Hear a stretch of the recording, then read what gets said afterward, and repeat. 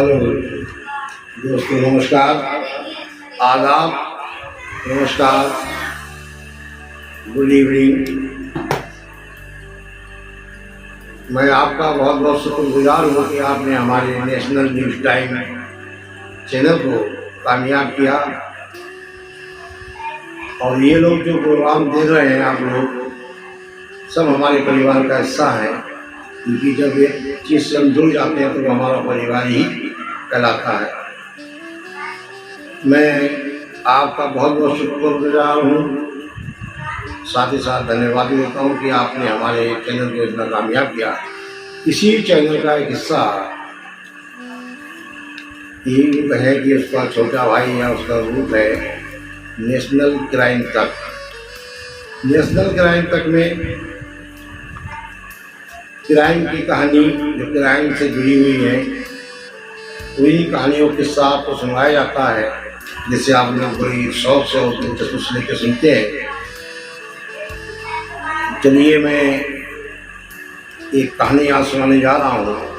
इस कहानी का शीर्षक हमने रखा है ठगी का कारनामा।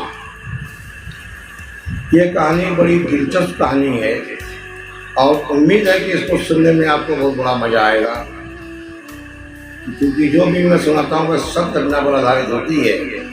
ये कहानी भी सत्य घटना पर आधारित है। कहानी की शुरुआत करते हैं और इस कहानी को आप पूरा ही सुनिएगा, क्योंकि इसके पूरा सुनने में ही आपको मजा आएगा। बीच में छोड़ने से कहानियाँ भूली रह जाएगी। हमारे देश में एक प्रदेश पड़ता है जिसका नाम है बिहार। यूं तो बिहार ने कई बहुत सारे दिग्गज लोगों को हमें दिया है, कई फिल्मी स्टार, कई बड़े नेता, कई खिलाड़ी, ये सब चीज़ें बिहार ने हमें दी हैं। और इसमें कोई राय की बात नहीं है कि बिहार एक अच्छा और खूबसूरत प्रदेश है। और अमीरी और गरीबी तो ये तो ऊपर वाले की देन है। कहीं पर गरीब होते हैं, कहीं पर अमीर होते हैं, तो अल्लाह की मर्जी है, उसको में हमारा और आपका कोई दखलअंदाजी नहीं कर सकते। इसमें कुछ तो दिक्कत ऐसे हैं जो आज भी जीवित हैं और बड़े बड़े कारनामे उन्होंने भी किए हैं। जैसे अपने एक मिसाल के तौर पर शत्रुघ्न सिन्हा, जिन्होंने फिल्मी दुनिया में बहुत नाम कमाया, लालू प्रसाद यादव जिनका दुनिया में नाम है, और वहाँ पर यही राष्ट्रपति रहे राजेंद्र प्रसाद, डॉक्टर राजेंद्र प्रसाद जी। और एक ये सब जिसकी हम कहानी आपको सुनाने जा रहे हैं, तो आप देर ना करते हुए मैं आपको कहानी की शुरुआत करता हूँ।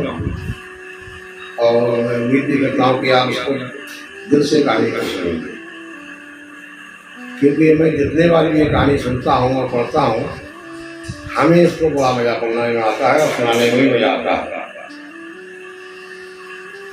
क्योंकि इस ठग ने एक बार नहीं, आगरे का ताजमहल जो शाहजहां ने अपनी बेगम मुमताज के लिए बनाया था, उसको एक बार नहीं, दो बार नहीं, बल्कि तीन बार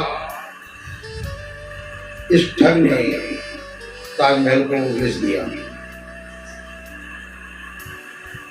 और पकड़ा गया तो ताजमहल के मामले में नहीं, और एक मामले में पकड़ा गया।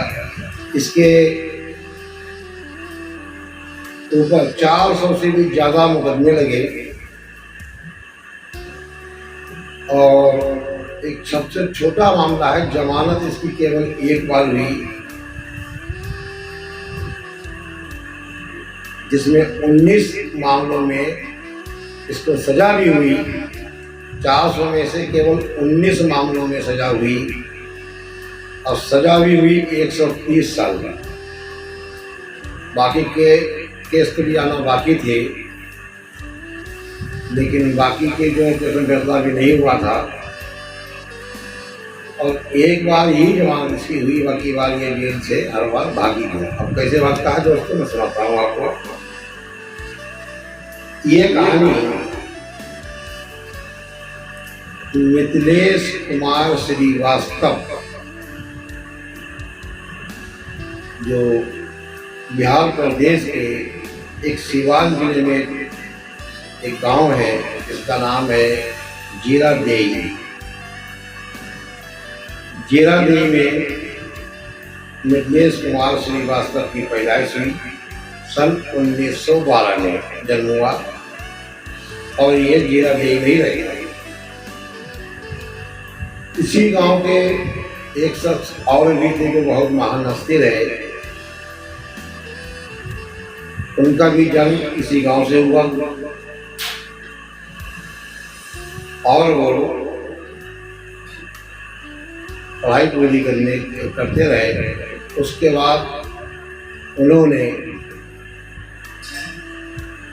और मिथिलेश कुमार श्रीवास्तव ने एक ही दिन पर लगभग यूँ कहे कि एक साथ ट्रेन पकड़ी। एक ने दिल्ली के लिए, एक ने कलकत्ता के लिए। अब ट्रेन कैसे पकड़ी मैं बताता हूँ आपको।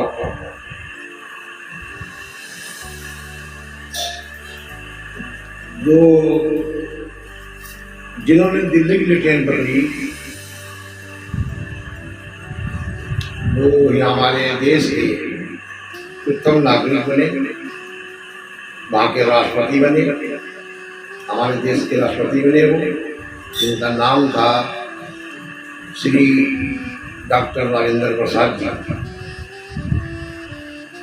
अब आते हैं मिथिलेश कुमार की तरफ।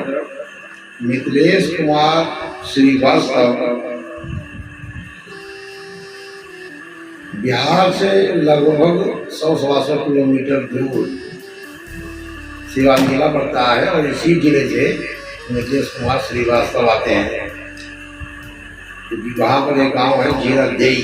जीरादेई में इनका मिथिलेश कुमार का जन्म सन 1912 में होता है और ये अपने स्नातक की पढ़ाई अपने आसपास के किसी स्कूल में करते हैं। अब ये पढ़ाई का सिलसिला इनका चलता रहा। अच्छा, इनके पिताजी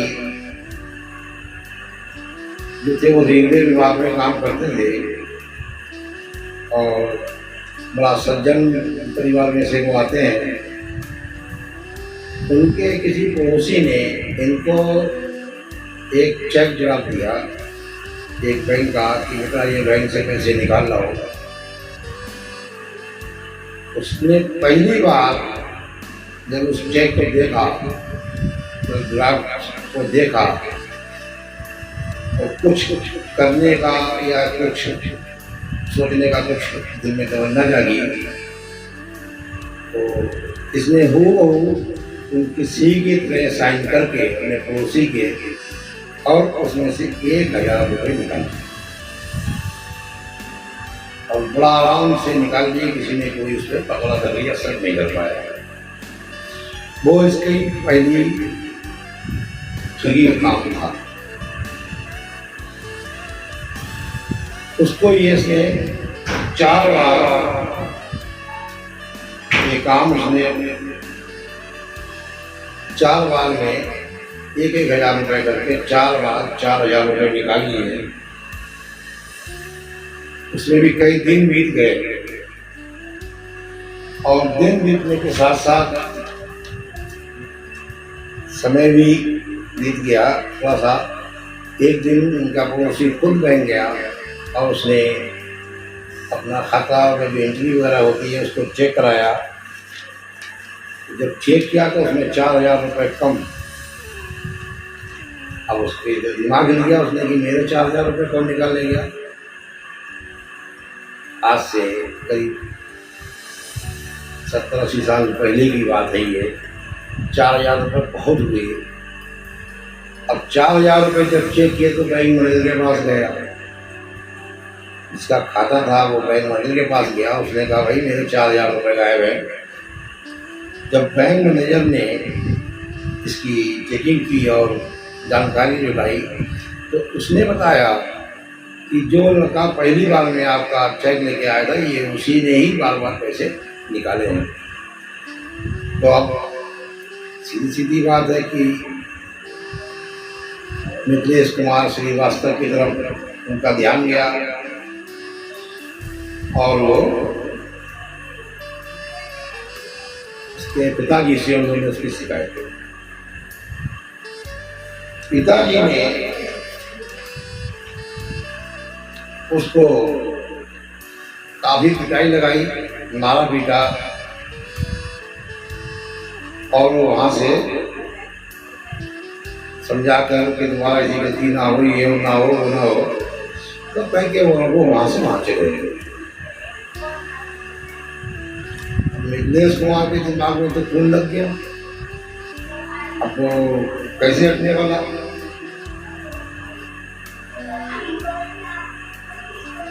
मिथिलेश कुमार श्रीवास्तव के पिताजी का नाम श्री रघुनाथ प्रसाद श्रीवास्तव था, जो सरकारी रेलवे में विभाग में एक मध्यम शेड्यूल क्लास की नौकरी करते थे। 4,000 रुपये के चक्कर में बड़ा चरावत भी इनके पिताजी को उठानी पड़ी कि भाई पड़ोस का मामला है, लेकिन लड़के ने तो एक कारनामा करके दिखाई दिया। अब उस लड़के को अपने ऊपर पूरा भरोसा था कि वो कुछ भी कर सकता है। तो पिताजी ने उसकी पिटाई लगाई तो वो यहाँ से कलकत्ता के लिए जाकर गया और वकालत की पढ़ाई उसने कलकत्ता में अपने शुरू कर दी। पढ़ाई शुरू करने के साथ वो ट्यूशन भी वहाँ पढ़ाने लगा, एक सेठ के यहाँ। अब उसके ट्यूशन पढ़ाने लगा सेठ के यहाँ। अब कुछ दिन गुजर जाते हैं तो उसे पैसे की ज़रूरत पड़ती है। तो उसने सेठ से कहा कि आप हमें पैसे दे दीजिए, हमें ज़रूरत है कुछ। लेकिन सेठ ने उसकी एक बात भी नहीं की। 2-4 बार उसने रिक्वेस्ट करी, प्रार्थना करी कि भाई हमको दे दो, लेकिन सेठ ने नहीं माना। उसका रुई का काटने का काम था। उसने उनका 4.5 लाख रुपए का चूना लगाकर 911 हो गया। अब यहीं से उसका सिलसिला मिथिलेश कुमार का चालू हो गया बड़े स्तर से, और यहीं से उसका नाम पड़ा मिस्टर नटवर, जो पूरे देश में नटवर नाम के नाम से मशहूर हुआ। वैसे तो उसके 52 नाम थे, लेकिन नटवर लाल के नाम से ज़्यादा फेमस हुए, क्योंकि वो एक बार मैट्रिक में फेल भी हो गया था, लेकिन दोबारा मेहनत करके मैट्रिक में पास हुआ और फिर वकालत की पढ़ाई की पूरी कर ली। दिमाग बहुत तेज था, होशियार भी काफ़ी था। रंग बदलने में, भेष बदलने में, यूँ कहें कि ठगी के जितने भी मामले हैं वो हर मामले में हुनरमंद आदमी था। और बहुत ही चालाक। कभी उसने अपनी टीम नहीं बनाई, अपने साथी नहीं बनाए। कभी जो भी काम करता था अकेले के तौर पर ही करता था, या यूँ कहे कि एक आध बर्तन रखे कभी कदार हो तो बस टेंशन से चलता है। अब उसने कई कारनामा जब शुरू हुआ उसके बाद आपकी 8 प्रदेशों में, बिहार हो गया, दिल्ली हो गया, उत्तर प्रदेश, मध्य प्रदेश, बंगाल आदि, ये सब उसने कई ठगी के कारनामे हैं और कई जिलों की पुलिस उसके पीछे थी और यही नहीं, उसने हमारे देश के कई बड़े उद्योगपतियों को भी लूटा और कभी भी गन पॉइंट पे या चाकू पॉइंट पे या उससे नहीं लूटा था वो कभी किसी का टीम का मैनेजर बन के, किसी का आला अधिकारी बन के और किसी का मंत्री का या सेक्रेटरी या उनका कुछ बन के वो हमेशा ये ही कारनामे करता था और साइन तो हूबहू वैसे ही कर लेता था। ज़्यादातर उसके निशाने जो हमारे यहाँ बाहर के अंग्रेज टूरिस्ट लोग आते थे वो बनते थे। पेपर हर चीज़ के कंप्लीट कर लेता था।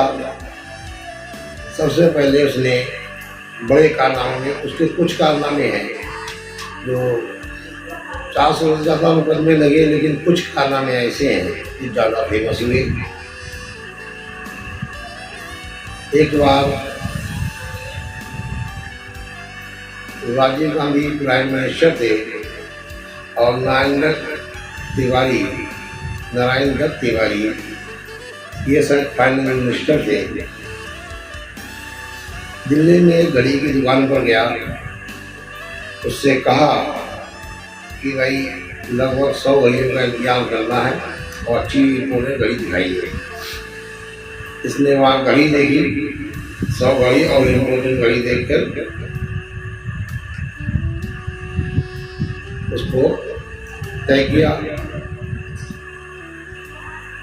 अब उसने अपने आप को कांग्रेस पार्टी का सचिव या सेक्रेटरी बताकर, अब दुकानदारी क्या मिसाल थी कि वो घड़ी के लिए मना कर देता और ये भी कहा कि हम आपको वहाँ चल के तुरंत पेमेंट दे देंगे। ये 100 घड़ी उसने अच्छी निकाल के तैयार करके और तय समय के अनुसार इसको दी। ये वहाँ से 100 घड़ी लेकर और उसी दुकान का एक व्यक्ति अपने साथ लेकर, मैनेजर हो दुकान का, कोई भी हो, भाई हो, उसको लेकर उसका साथ गया और सीधे सीधे उसने नारायण दत्त तिवारी जी के दरवाजे पर पहुंचा। उससे कहा कि आप यहीं रहिए, मैं भी आता हूँ। इधर उधर से घूमकर वो लौट के आया और उसने 32,000 कुछ रुपए का एक ग्राफ बनाकर उसको दे दिया और कहा कि ये आप लगा देना, परसों आगे लगा देना। तो ग्राफ देकर उस दुकानदार का कर्मचारी दुकान पर वापस आ गया। उसने पूछा कि भाई पेमेंट दिया, इसने का सब ग्राफ दिया। दुकानदार ने ग्राफ देखा, ग्राफ देखने में असली लगा। जब वो ग्राफ बैंक में लगाया गया तब वो फर्जी निकला। तो दुकानदार समझ गया कि हमको चूना लग गया, लेकिन वो बात को वहीं पर दबा गया। बड़े बड़े नेताओं का नाम था, लेकिन वो क्या कर सकता था। फिर उसने घड़ी के कारनामे के साथ साथ टूरिस्ट का विदेशी आदमी भी आया और रहन ढंग, पहनने कपड़े पहनने का ढंग, देश बदलने का ढंग और उसकी कई चीज़ें जो उसको दर्शाती थी कि हाँ ये कोई व्यक्ति शख्सियत है। और अपने साथ 2-3 गाड़ी का काफिला वो हमेशा रखता था, इसलिए वो जल्दी किसी की पकड़ में नहीं आता था।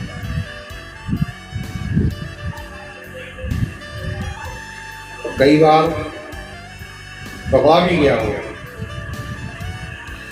और सिर्फ एक बार उसको बेल मिली लगभग 19 बार पकड़ा गया। इसमें उसको एक बार बेल मिली, बाकी हर मामलों में तो जेल से फरारी हो गई। फरार होने का भी उसका एक अलग कारनामा था। अब ये तो हम बता चुके हैं आपको कि उसने जो नारायण दत्त तिवारी जी का अपने आप को सेक्रेटरी बताकर 100 गली का चुनाव तो लगा ही चुका था। अब इतनी बड़ी हस्ती का और इतना बड़ा कारनामा करने के बाद उसके हौसले और बढ़ गए। इसमें उसने गिराव जो दिया था वो 32,829 रुपये था, जो फर्जी था।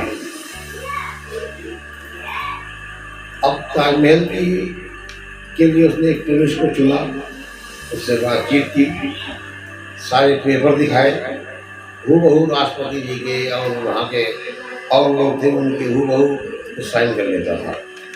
माइक की कॉपी उसकी दी थी, दिमाग था उसका रास्ता। होने के बाद उसने ताजमहल की सौदा कर दी और पेशगी उसकी सब ले ली। अब वो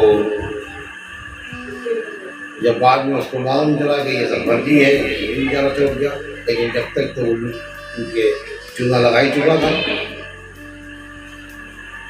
बताते हैं कि उसने एक बार नहीं, 2 बार नहीं, बल्कि 3 बार लाल किला बेचा, तो सॉरी ताजमहल की सौदा की, और 2 बार दिल्ली का लाल किला,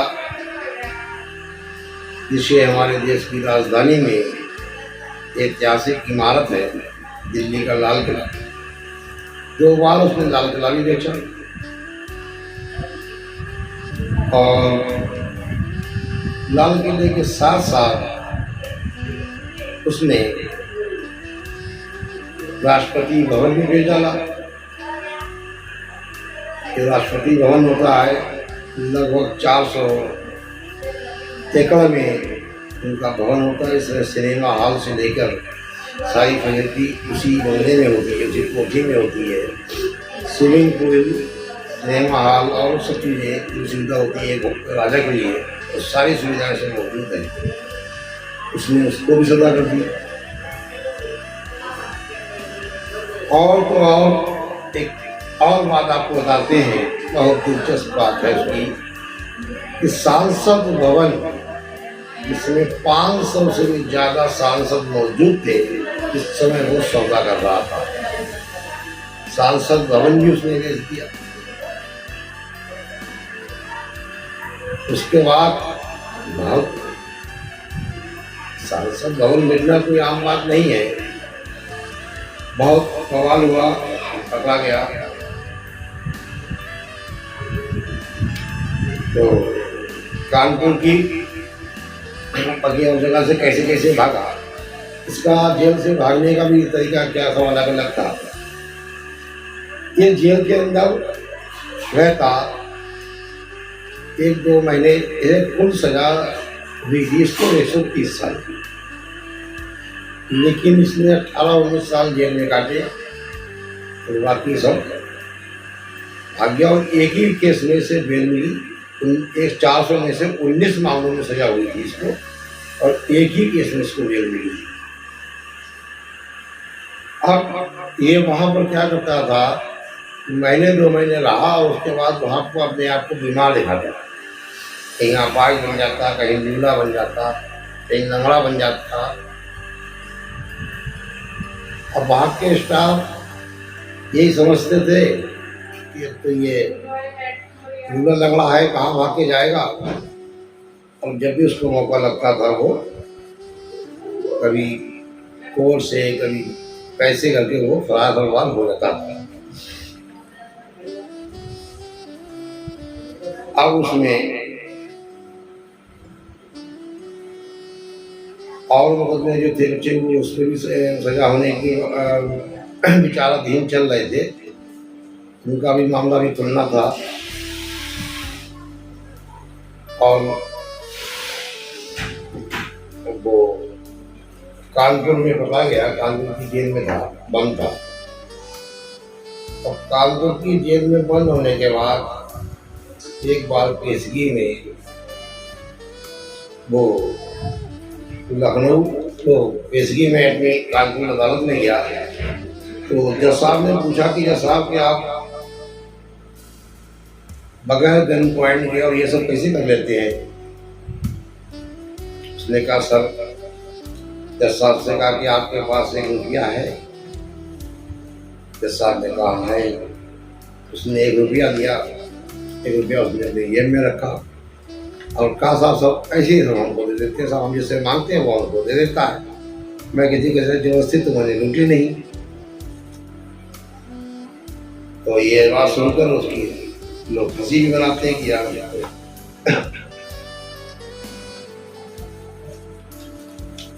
अब उसकी इसी के साथ में एक किस्सा अब और भी है। एक बार लखनऊ की जेल में बंद रहा। चर्चा में तो वैसे तो बहुत ही किस्से हैं, बहुत काफ़ी उसमें कांड करे होंगे, लेकिन कुछ कांड ऐसे चर्चित हैं जो हमें जानकारी है, ये आपको मालूम है। मिथिलेश कुमार श्रीवास्तव उर्फ नटवर लाल के नाम से मशहूर हुए। अब उन्होंने क्या किया, एक बार वो कानपुर की तो जेल की बात आपको बता ही चुका हूँ, लखनऊ की जेल का भी एक किस्सा सुनिए जो बहुत फेमस हुआ। लखनऊ जेल में जब बंद था तो उसकी बीवी ने उसको लेटर लिखे, 1 लिखे, 2 लिखे, 3 लिखे, 4 लिखे, लगभग करीब 8 लेटर उसकी बीवी के आ गए और उसने कोई जवाब नहीं दिया। तो वहाँ नवा लेटर आया तो जेलर साहब बोले, खुद अपने आप लेटर लेके उसके पास गए और उससे कहा कि भाई तुम्हारी पत्नी तुम्हारी बहुत फिक्र करती है, तुम तो जो काम करते हो, लेकिन पत्नी की इसमें क्या गलती है, तो उसको अपना जवाब तो लिख के दो। तो बोला सर आप कहते हैं तो मैं लिख देता हूँ।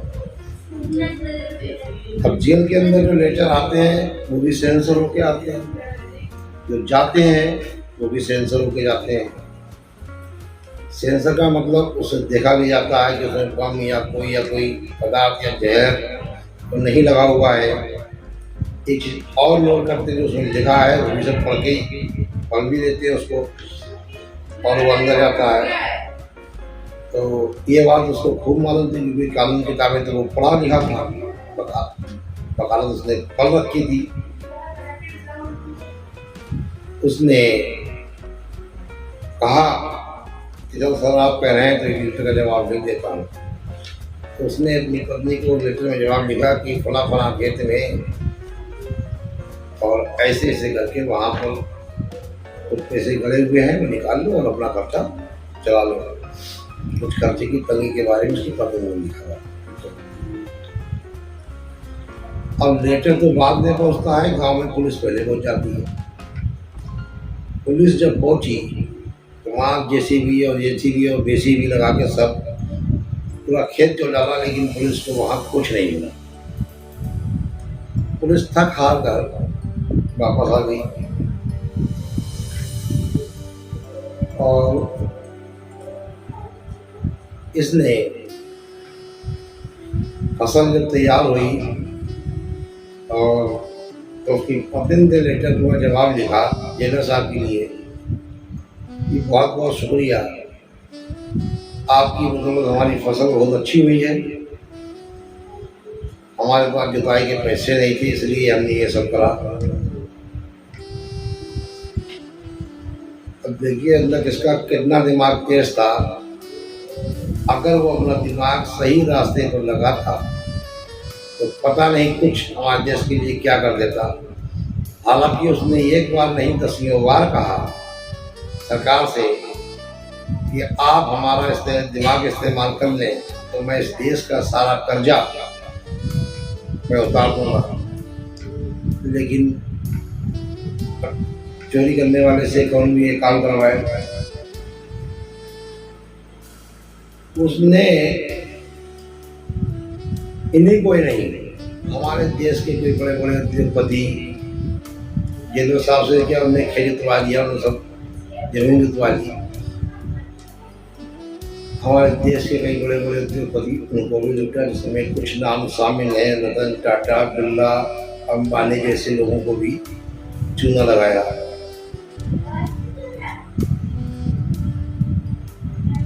हमेशा वो भेष बदल कर ही रहने का माहिर था, उससे कोई पहचान नहीं पाता था।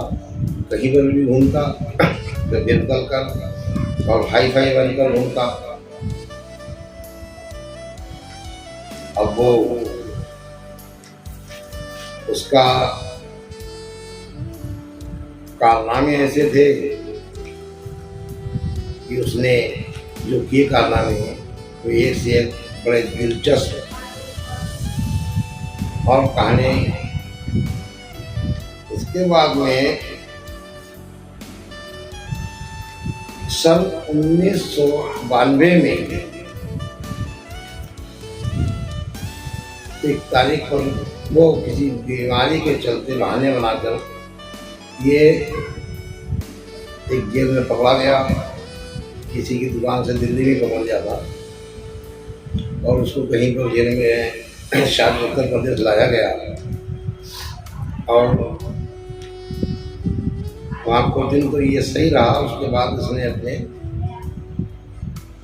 अपाहिज की ट्रेनिंग शुरू कर दी कि हम बस बेकार हो गए, ये और वो है, और अपनी याचिका लगाई। उसने कहा कि साहब हम बीमार पड़ गए हैं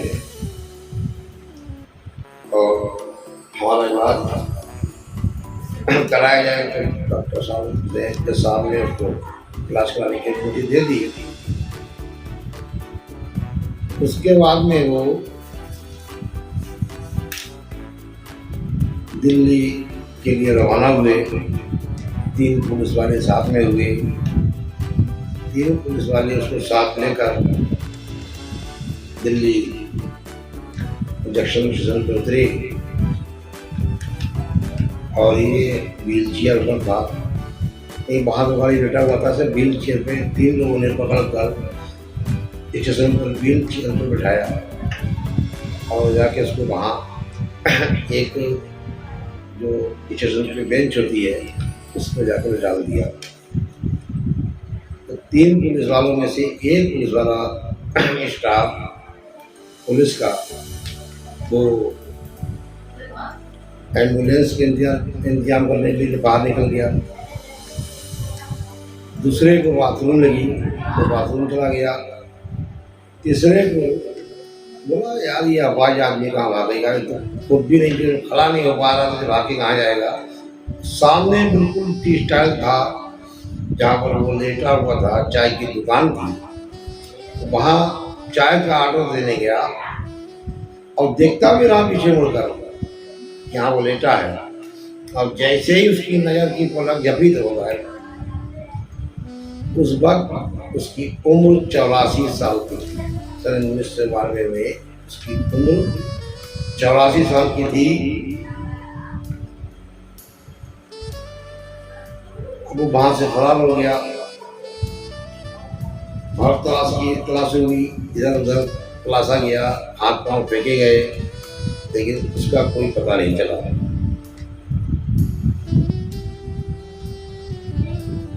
फिर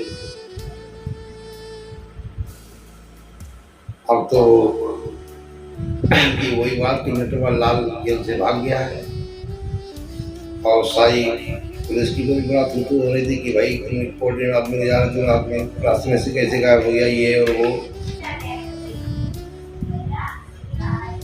पुलिस की भी कोई गलती नहीं भाई, जो आदमी खड़ा नहीं हो पा रहा तो कहाँ भाग जाएगा। सामने एक बंदा चाय के बराबर देखता रहा, चाय की दुकान में चाय लेने गया तो उसकी 2 पल की नजर झुकी और गायब। और उसकी उम्र भी बहुत थी, 84 साल उसकी उम्र थी, उसमें हो चुकी थी।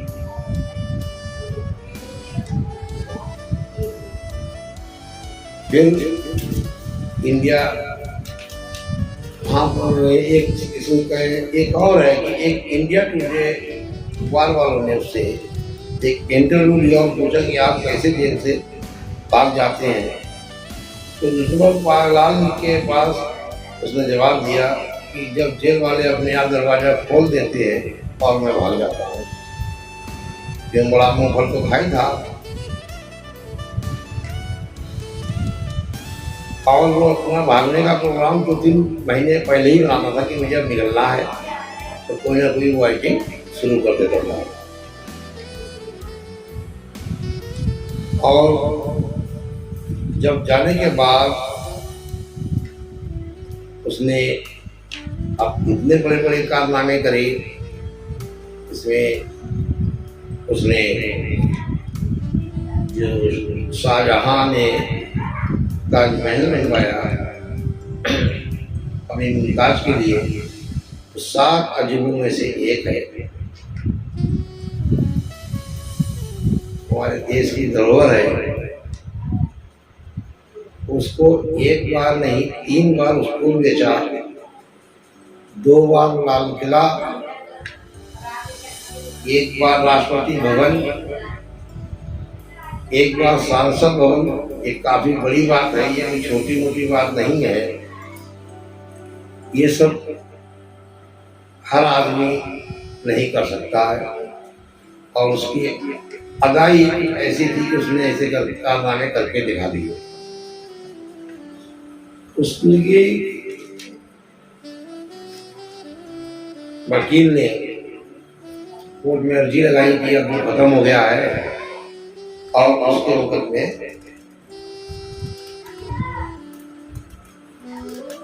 खत्म किए जाए। उसकी अवधि सन 1996 से भागा और सन 2009 तक उसको तलाशते रहे, लेकिन उसका कहीं सुराग नहीं लगा। अब जब वकील ने उसकी वो अर्जी लगाई तो वकील के बगैर सबूत के अदालत तो ये मानती नहीं है कि भाई नटवरलाल मरा तो उसको प्रूफ दिखाइए। तब एक टीम, इसमें कुछ प्रेस वाले, कुछ पत्रकार लोग भी साथ में जाते हैं उसके गांव और हकीकत जानने की कोशिश करते हैं। वहाँ सन 2009 में गए तो पत्रकार और कुछ टीम पुलिस वाले बन के सब लोग, तो इन्होंने वहाँ कहा कि भाई मिथिलेश कुमार उर्फ नटवरलाल को आप लोगों ने देखा? तो गांव वाले सब लड़ने को किया। कोई नहीं साहब, आप मिस्टर नटवरलाल कहिए, नटवरलाल नहीं, क्योंकि वो उसने का काम नहीं करता था। उन गांव वालों को कहना था कि वो बड़े आदमियों से मुँह ठगी करता और गरीब आदमियों की मदद करता। उनका कहना था गांव वालों का, इसने हमारी कई लड़कियों की शादी बिहार का खर्चा सारा उठाता था और हम लोगों को किसी चीज़ की कमी नहीं होने देता। यूँ मानिए कि उनकी नज़र में वो देवता था। यहाँ तक कि उन्होंने उसकी सरकार से एक मूर्ति बनाकर और उसकी यादगार में वो मांग तक कर डाली, लेकिन उसका मांग निरस्त हो गई। लेकिन गांव वाले आज भी चाह रहे कि उसको सम्मान मिले। अब उसकी मकान की जगह जो थी उस पर किसी ने कब्जा नहीं किया, तो वैसी की वैसी भी खंडर नुमा बनी हुई है, खंडर पड़ा हुआ है खाली। उसी बीच जब जेल से यहाँ से भागा था, जो दिल्ली स्टेशन से, उसके बाद एक बार बता रहे गांव वाले कि वो गाँव वाले देखा गया। और वो गांव गया, उसमें 3 गाड़ी का काफिला था। उसने वहाँ टेंट लगाकर, हलवाई लगाकर खाना बनवाया। पूरे गांव की दावत करी, पूरे गांव को उसने खाना खिलाया और सबको 100-100 रुपये दे के और वहाँ से चला गया। उसके बाद उसको किसी ने नहीं देखा। ये बात गांव वालों ने, हमारी टीम भी गई थी, हमारे देश की पत्रकार और कुछ अधिकारी, उनको बताइए आपको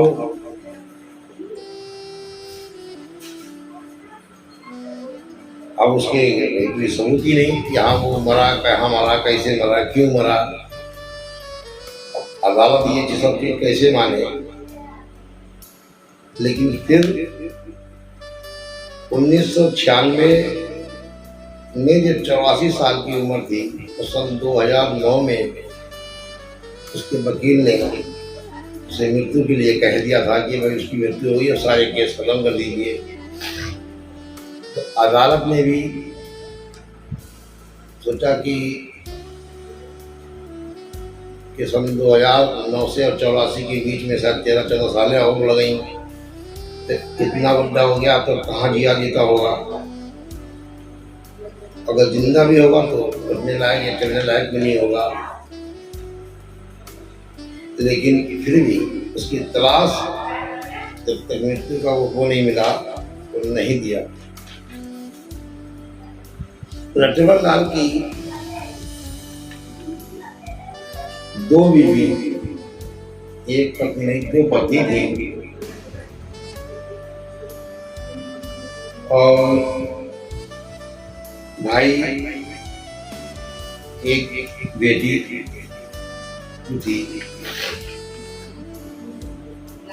दामाद, बेटी और दामाद आज भी रांची में रहते हैं और उनका छोटा भाई गोपालगंज में रहता है।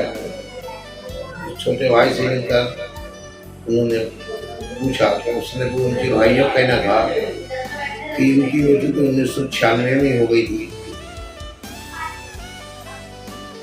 लेकिन कोई इतना सबूत नहीं था।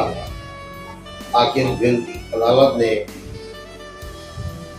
मृत्यु मानकर कि उसकी एज भी काफी हो चुकी थी, मृत्यु मानकर उसको वहीं केस को खत्म कर दिया।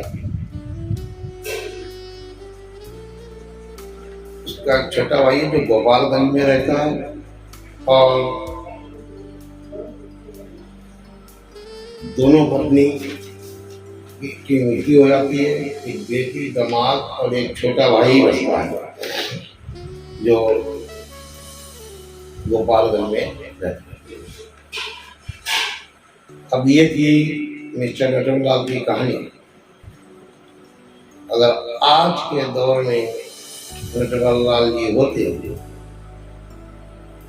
वकालत पढ़े हुए थे और आज के दौर में इतनी टेक्निक और इतनी वो चल गए तो शायद ज्यादा ही खतरनाक साबित होते। आदमी तो बहुत काबिल था, इसमें तो कोई दवाई नहीं, लेकिन अगर वो अच्छे काम में अपना दिमाग लगाता तो शायद हमारे देश को उसका नाम लेने में शर्म महसूस नहीं होती, बड़ा इज्जत से उसका नाम लिया जाता। लेकिन उसने कारनामे, अब उस गांव वाला तो हीरो है, लेकिन हमारे देश की और हमारी कानून की नज़र में तो हीरो नहीं है, मुल्जिम है। एक बात ये भी सत्य है कि उसने किसी के साथ कोई जबरदस्ती लूटपाट नहीं की, ना ही उसे किसी रिकॉर्ड में, ना उसे किसी शिकायत में, किसी गन पॉइंट पे या छुरी की नोक पर उसने ये कारनामा करा होगा, लेकिन कहीं नहीं, ये उसकी शिकायत नहीं रही। और उसने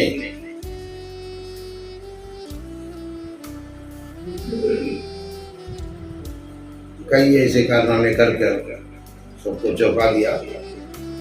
और ये कहानी आपको कैसी लगी, मैं आपके जवाब का इंतजार करूँगा। कमेंट में जरूर लिखिएगा और लाइक और शेयर जरूर कीजिएगा। वही हम लोग आपके लिए इतनी मेहनत करते हैं और कुछ आपका भी बनता है कि आप लोग लाइक और शेयर करें, हमारे परिवार को बढ़ाएं। पहले उसकी बेटी जो गोरखपुर में रहती थी, अब उस समय रांची में रह रही है आज की तारीख में, और भाई गोपालगंज में। बाकी लोग सारे खत्म हो गए। उसके परिवार में कोई नहीं बचा, एक छोटा भाई है और एक बेटी और दामाद है। और नटवर लाल तो शायद मर ही चुका है, क्योंकि वो तो बहुत टाइम हो गया। ये थी नटवर लाल की पूरी कहानी। ताजमहल बेचने की कोई छोटी मोटी बात नहीं है। दिल्ली का लाल किला हर आदमी नहीं बेच सकता, राष्ट्रपति भवन भी हर आदमी नहीं बेच सकता। और जेल से भागने की तो कलाकारी में तो वो माहिर था। उसके बाद भी वो हमारे ही देश में रहा और उसको कोई जल्दी पहचान नहीं पाता। ये थे उसके कारनामे। हमको बताइए ये कहानी आपको कैसी लगी। अगर कुछ और जानकारियाँ आपके पास हों तो हमें ज़रूर शेयर करिएगा। इसके अलावा भी जो मैंने आपको बताई हैं, बहुत बहुत शुक्रिया, बहुत बहुत धन्यवाद। जय हिंद।